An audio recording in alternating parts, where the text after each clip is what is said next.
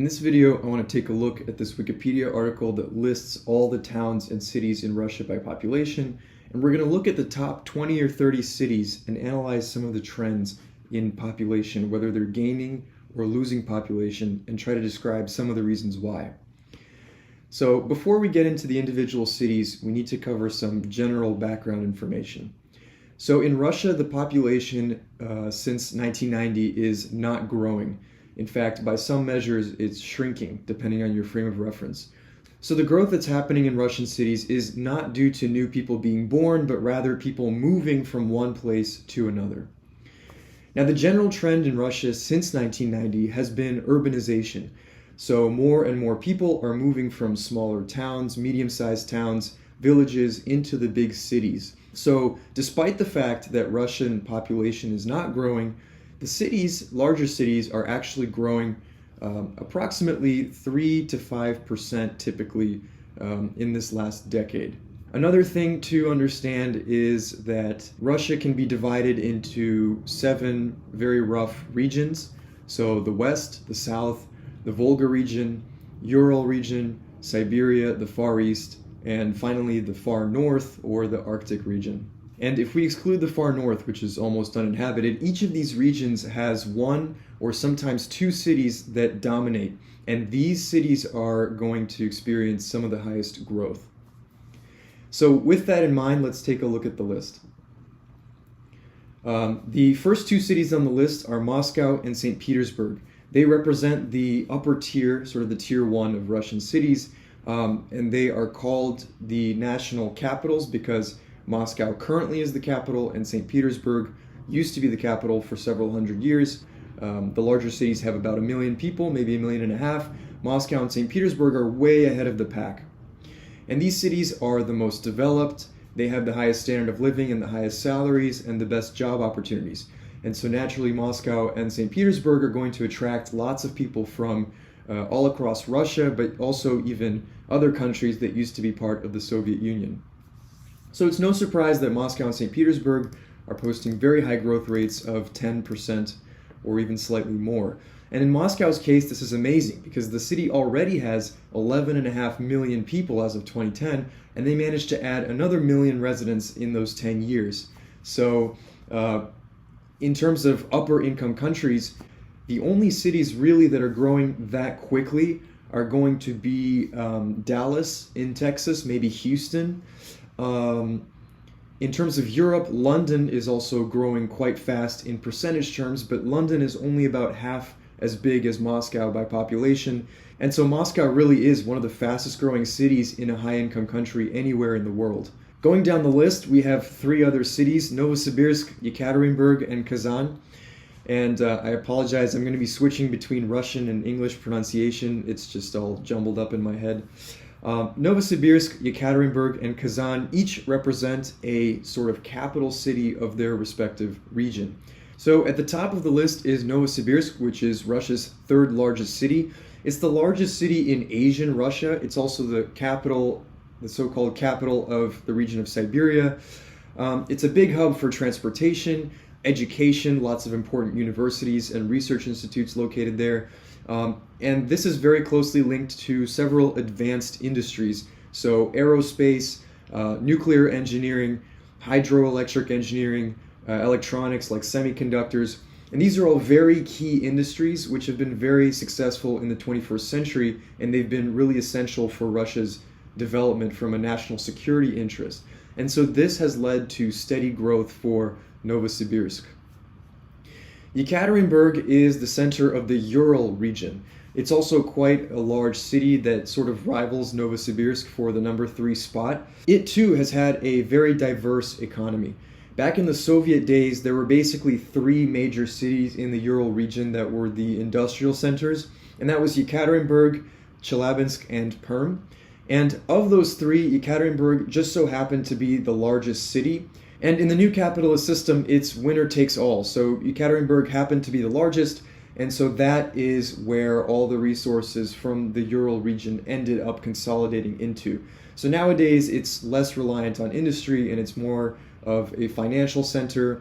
It has tourism, transportation, as well as technology. So Ekaterinburg really is a big success story in terms of Russian cities, also because of its preeminent position as a regional capital. Next is the city of Kazan, which is the center of the Volga region of cities.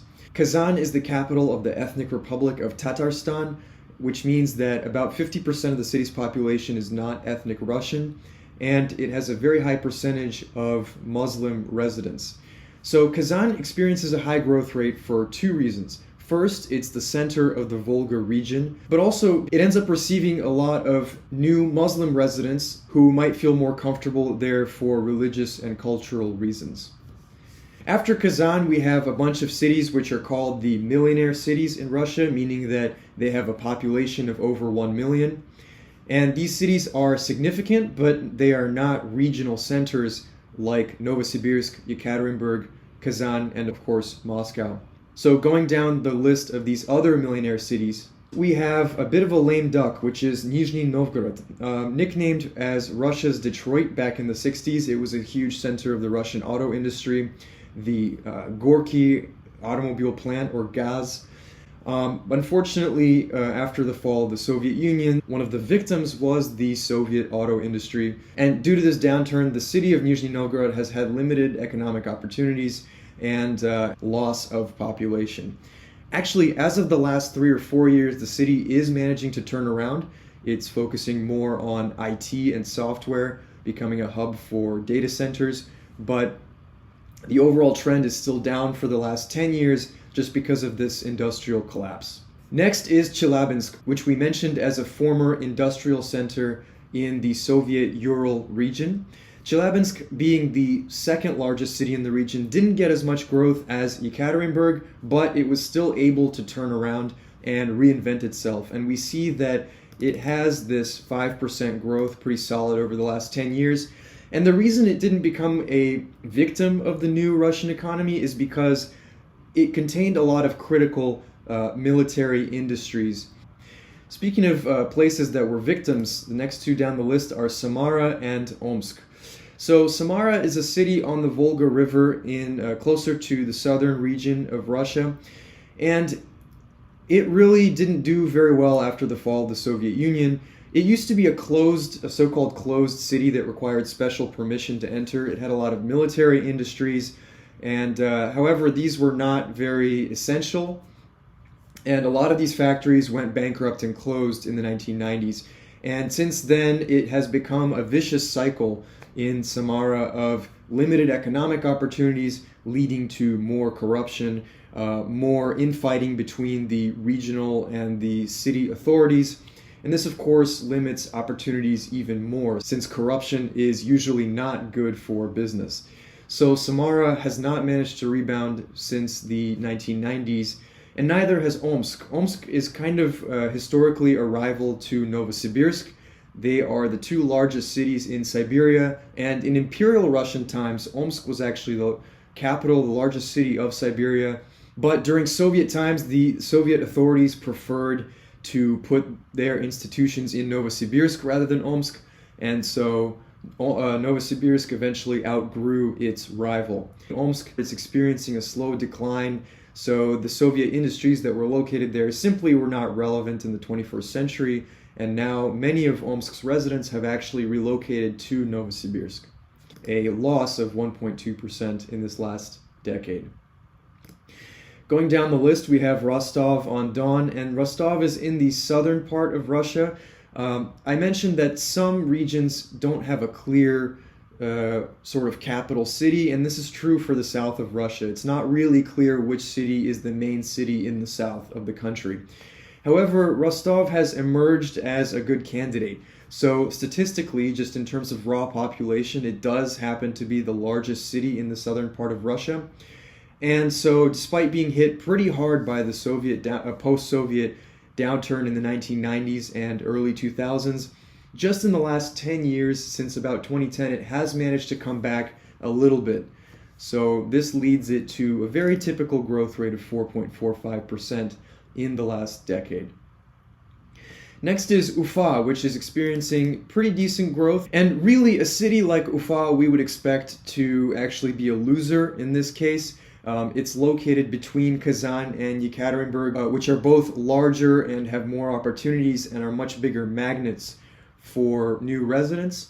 So the reason why Ufa has a pretty healthy growth rate of 6% is actually because it is home of the Bashneft oil company. And as we know, oil and gas have been very crucial to Russia's economic success over the last 20 years.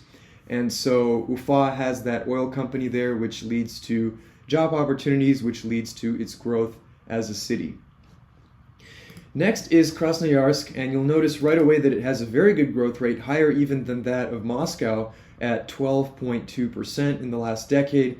And the reason for this, so Krasnoyarsk is located in Siberia, and it's quite an isolated city. So the closest big city to Krasnoyarsk is Novosibirsk, and that is 400 miles away. So one of the reasons why Krasnoyarsk is experiencing some growth is because it's managing to capture people from surrounding smaller towns who don't want to move extremely far away, all the way to Novosibirsk or even Moscow. They would rather stay a little bit closer, and so they end up in Krasnoyarsk. But the biggest reason why Krasnoyarsk is experiencing this kind of growth is because it is the logistics hub for a lot of the mining operations that are happening across Siberia. That includes precious metals like gold and palladium, but also aluminum is a huge contributor to Krasnoyarsk's economy. So Krasnoyarsk is receiving a lot of the benefits from Russia's commodities industry. Speaking of commodities, so the next on the list is Voronezh, and Voronezh is located in sort of south-central Russia, right in the heart of Russia's agricultural belt. So Russia and Ukraine are blessed in terms of extremely fertile soil. There's really only 2 or 3 places on Earth that are large that have this very fertile soil, and that would be the Midwestern United States, Argentina, which is a big agricultural producer, and the Eurasian steppe covering southern Russia, Ukraine, and parts of Kazakhstan. Extremely fertile. And for a while, the agriculture industry in Russia really suffered. It took several decades for it to reorganize and come back to its full potential. And now, finally, as of the 2010s, Russia is one of the top grain producers in the world. And the one city that's benefited from a lot of this growth, being right at the heart of this agricultural belt, is Voronezh. And so you see it has 20% growth, which is very, very big in terms of large Russian cities, thanks to this agriculture. Next is Perm, which is the number 3 city in the Ural region. And as I mentioned before, typically it's winner takes all, so we would expect Ekaterinburg to succeed and other cities to fail. However, just like Chillabinsk, Perm actually has quite a few key national industries, and that includes aerospace production and rocket engine assembly. So this strong industrial base remained steady throughout the 90s and 2000s and was able to help Perm recover somewhat. And the city really has rebounded quite a bit economically in the last 10 years, thanks to these critical national industries there. So despite the fact that it's not a top city in its region, it still posts a healthy growth rate here of 6%. Next is Volgograd, which is another loser, unfortunately. And it's a similar story to the other cities that we mentioned, such as Samara, Omsk, Nizhny Novgorod. So Volgograd was a center of Soviet industry, but those industries were not in very important sectors. And so as the Russian economy opened up to foreign trade, it began importing Chinese and other products. The industries in Volgograd simply went away and never came back. Now, Volgograd is the last city actually that has over 1 million people, but the only reason that it has over 1 million is because it annexed a nearby area, a nearby city, thus adding to its population. So we see this minus 1.6% here, but in fact the situation in Volgograd is even worse if it were not for it just adding this other city to its population total. Probably local authorities trying to keep the city population just above 1 million, but in reality it should be below 1 million, quite a bit lower than 10 years ago. Now, that's pretty much it for the so-called millionaire cities of over 1 million. There's one city, though, here at number 16 that is very interesting, and that's Krasnodar, which you can see is approaching 1 million, and I think in the next 5 years it should surpass the 1 million mark. Actually, I've read somewhere that if you count people unofficially living in Krasnodar, it already has more than 1 million people. Now, Krasnodar is located in the southern part of Russia, and I'll actually pull up a map here. So it's not quite on the Black Sea. It's a short drive away from the famous resorts of Anapa, Novosibirsk, and Sochi, but it's also close to Crimea. In fact, you'll notice that the roads and railways going from the mainland of Russia to Crimea pass through Krasnodar. So there's no clear reason why Krasnodar is doing so well. I asked some people in Russia why, and a lot of them said, oh yeah, my friend moved there. You know, it's, first of all, it's warmer, so the climate's a little bit better. There's just more job opportunities. It's easier to start a business. So it's really just an interesting, dynamic place that for some reason just happens to be attracting a lot of people. And so, yeah, the best explanation that I can come up with for Krasnodar is the fact that it is sort of the gateway to Crimea and the gateway to the Black Sea, which is this area that's receiving a lot of attention and a lot of investment from the oligarchs and the national government. So, but really, who knows? I mean, we'll see how it all pans out. Next on the list is Saratov, and I might as well pull it up on the map here. So Saratov is also on the Volga River, and you can see that it's suffering a little bit. It's really not growing super fast. In fact, it's not growing at all for similar reasons to its neighbors of Volgograd and Samara. Its industry simply just did not hold up in the 21st century. And with limited jobs, limited money, comes limited growth. The polar opposite here of Saratov is the next city on the list, Tyumen. And Tyumen is it's actually in Siberia. It's not quite in the Ural region. And it is a center of oil and gas production. So you'll notice it has 40% growth, which is insane in the last decade. And I'm pretty sure in the next 10 years it will reach 1 million people, which is astounding. I mean, as in the 90s, it was really just a small town. It doesn't. I mean, it just doesn't have the sort of cultural significance that the other major Russian cities have, and yet, nonetheless, it's experiencing this phenomenal growth, and so it should have over 1 million people, and it really, it's on track to become one of Russia's largest cities practically overnight. I mean, really in the last 15 years is when most of this growth occurred. And so you'll see that Tyumen here is really out there in Siberia, but it's pretty much the access point for this huge area of natural gas and oil, which is bringing so much money into Russia. So, you know, a lot of people, they're moving to Tyumen just because you can go there and you can double or even triple your salary doing whatever you do. You know, if you're just as like a cleaning person or as a cashier or whatever, the salaries in Tyumen are just higher because of all this oil money floating around.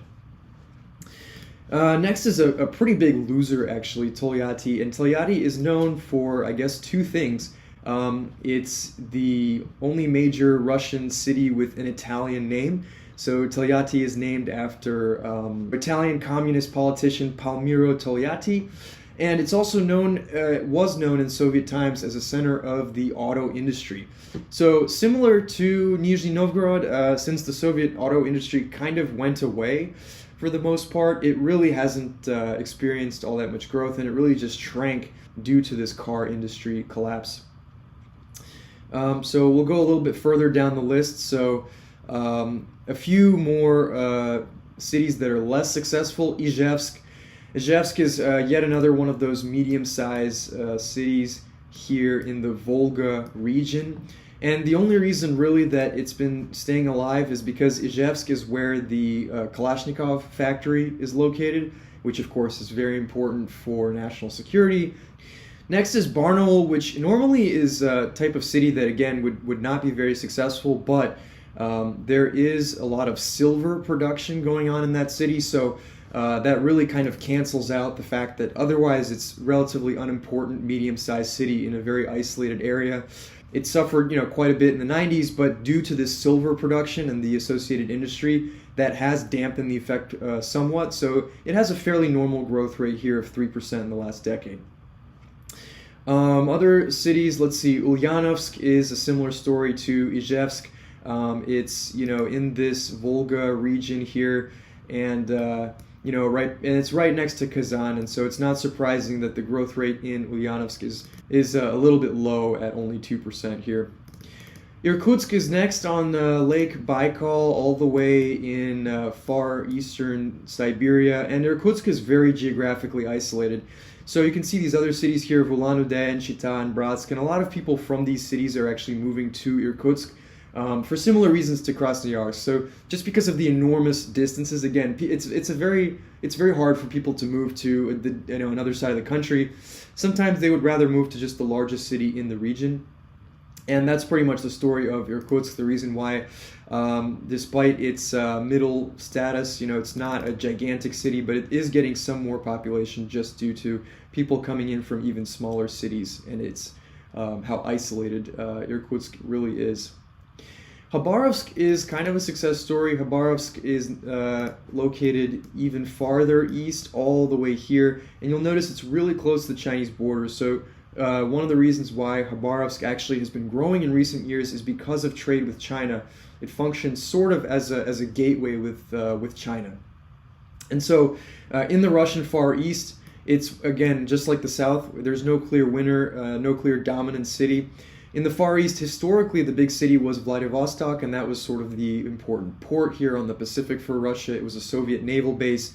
But Vladivostok, if we actually look at it on the list now, it's smaller than Habarovsk. So Habarovsk actually took over in the last, I think, 5 years. It became larger than Vladivostok. And Vladivostok is experiencing not a very high growth rate here at 1.5%. The reason for that is that the industries that it has traditionally relied on, the Soviet Navy obviously doesn't exist anymore, and the Russian Navy is quite a bit smaller. Fishing industry, fishing is no longer extremely profitable due to globalization. So really the only saving grace for Vladivostok has been sort of two things, which is tourism.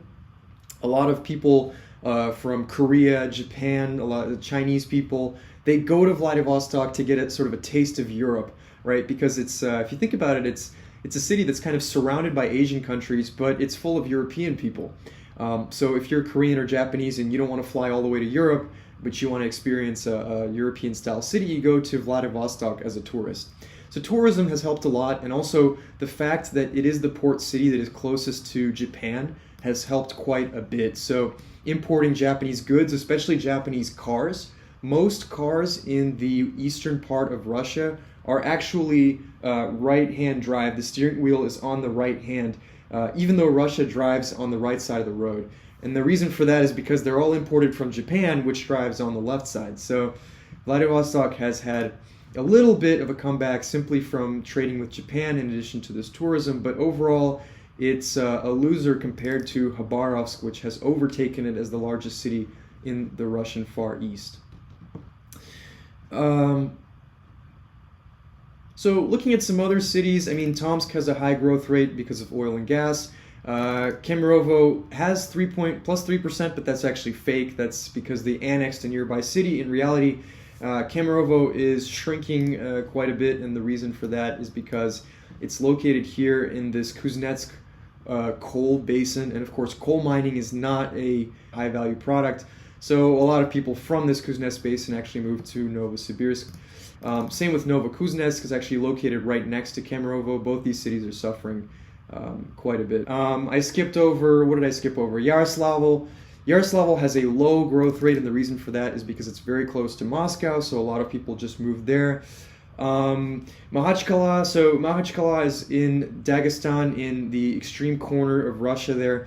It's a Muslim city, so there's a higher birth rate. Also, there's oil and gas there, so overall the growth rate is pretty high.